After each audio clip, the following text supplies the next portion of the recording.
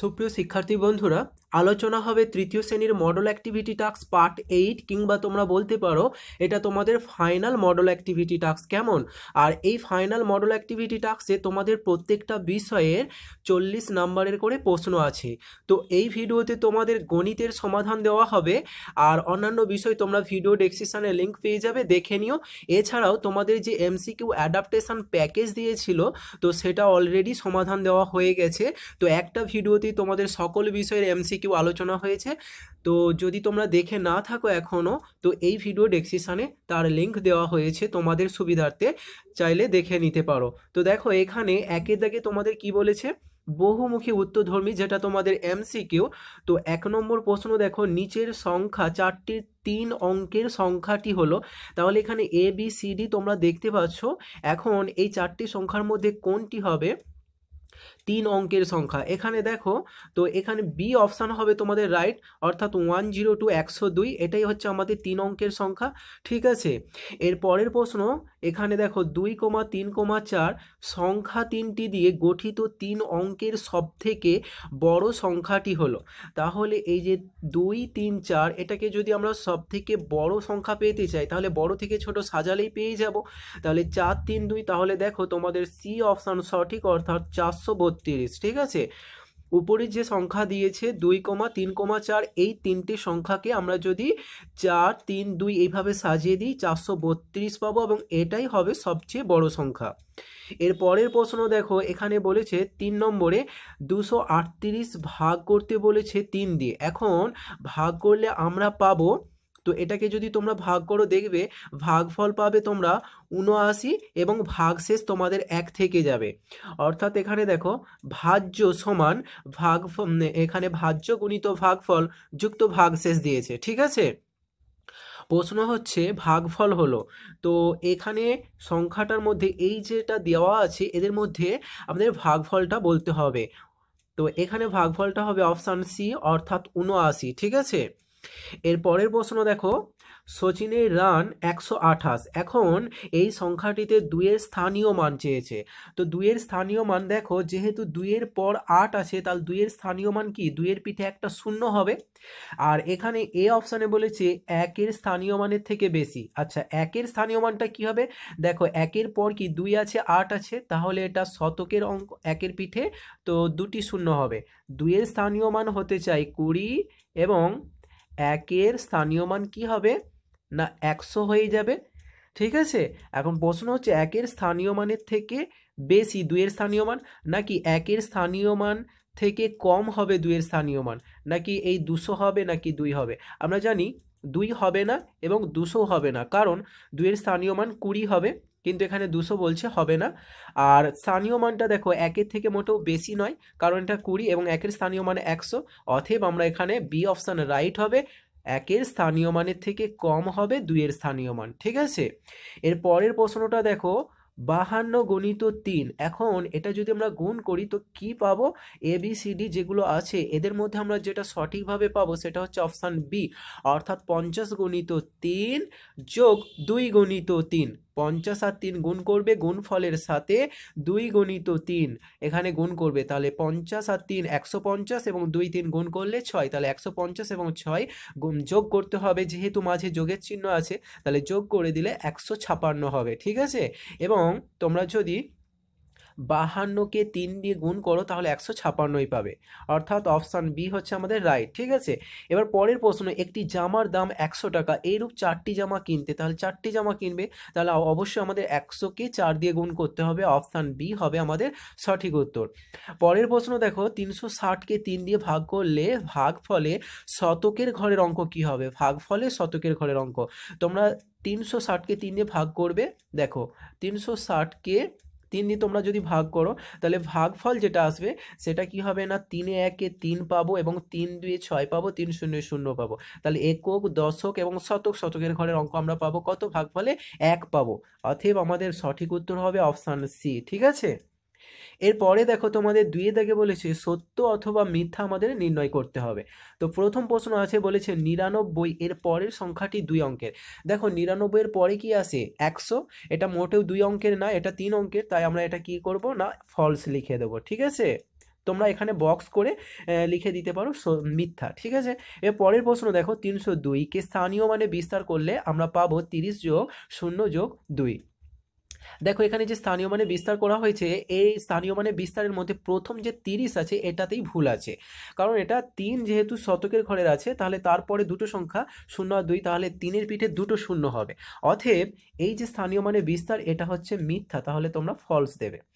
এরপরে দেখো 555, তার সাথে কি বলেছে যোগ করতে হবে 5। এখন যোগ করলে যোগ ফলে এককের ঘরের অঙ্ক, দেখো মনে করো এই 555, ঠিক আছে, এর সাথে আমরা 5 যোগ করব।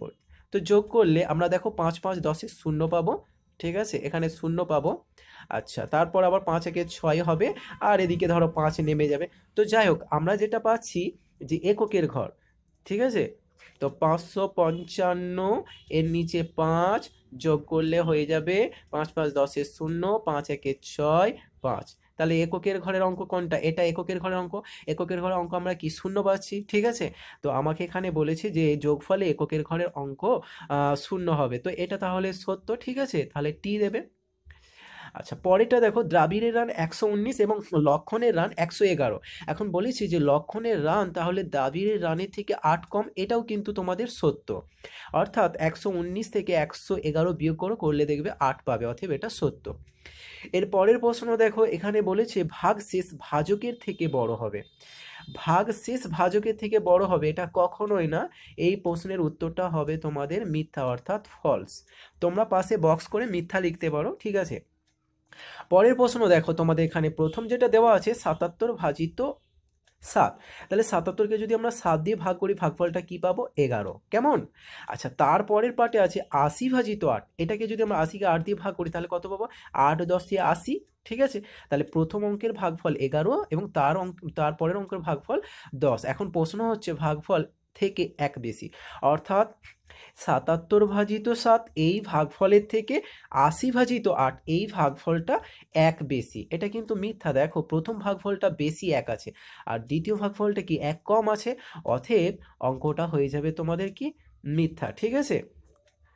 77 ভাজিত 11 এর থেকে 80 ভাজিত 8 ভাগফল থেকে, সরি, এখানে দেখো 77 ভাজিত 7 এর ভাগফলটা 80 ভাজিত 8 ভাগফল থেকে বেশি। আচ্ছা, এটা তাহলে ঠিক হবে।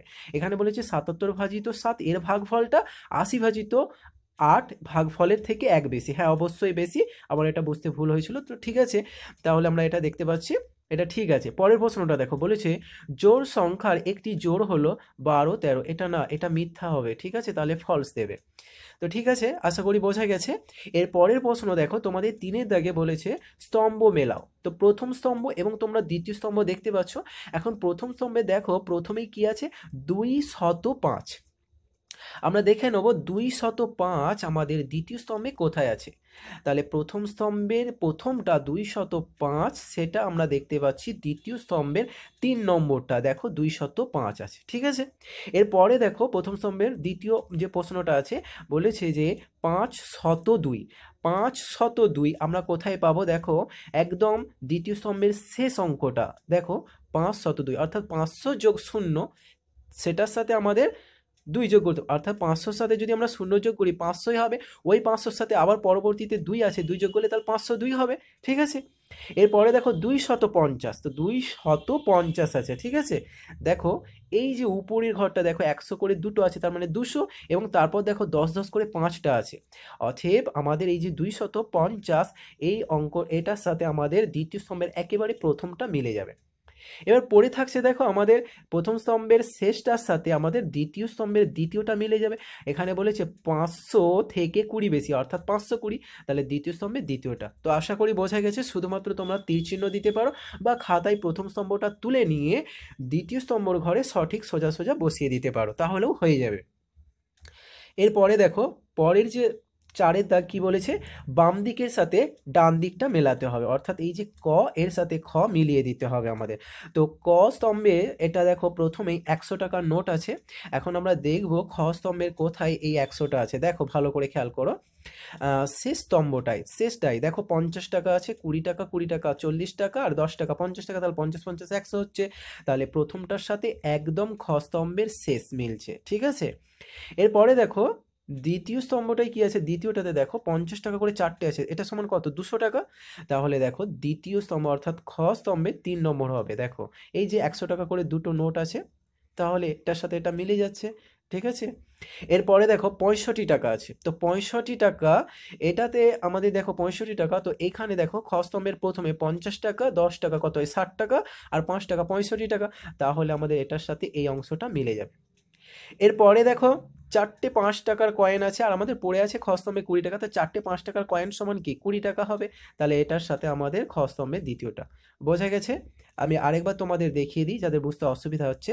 100 টাকা এটা থেকে হচ্ছে একদম শেষ, এবং এই যে 200 টাকা এটা থেকে হবে আমাদের এই স্তম্ভটা, এবং 65 টাকাটা একদম উপরে যাবে, এবং শেষের 20 টাকাটা একদম এইখানে আসবে, ঠিক আছে। তো এরপরে দেখো তোমাদের 5-এর দাগে বেশ কিছু প্রশ্ন আছে, এগুলো তোমাদের খাতায় সমাধান করে দেখানো হবে।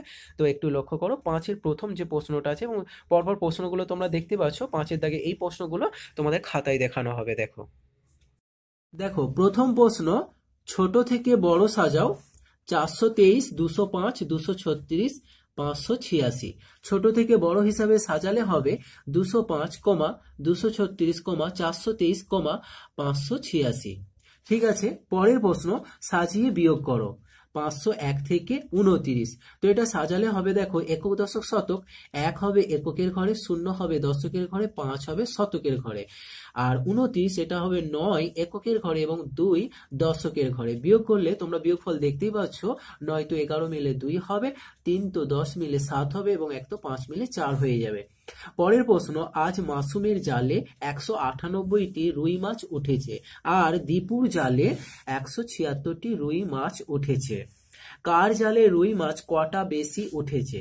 তাহলে দেখো মাসুমের জালে 198 আর দীপুর জালে 176, তাহলে 176 থেকে 198 বেশি, অর্থাৎ মাসুমের জালে বেশি মাছ উঠেছে। কতগুলো বেশি সেটার জন্য আমরা বিয়োগ করব, 198 এর নিচে 176 বসিয়ে বিয়োগ করলে হবে 6 তো 8 মিলে 2, এবং 7 তো 9 মিলে হবে 2, 1 1 মিলে গেলে 0, এটা না দিলেও হবে, ঠিক আছে। তাহলে আমরা 22 পাচ্ছি, অতএব উত্তরটা আমরা লিখব, তোর মাসুমের জালে 22টি বেশি রুই মাছ উঠেছে, ঠিক আছে। পরের প্রশ্ন, গুণ করো, 135 গুণিত 6। তাহলে গুণ করার জন্য দেখো আমরা এইভাবে সাজিয়ে নিতে পারি, 6 5 30 0, হাতে থাকে 3, 6 3 18, আর 3 21 1, হাতে থাকে 2, এবং 6 1 6, আর হাতে 2 8।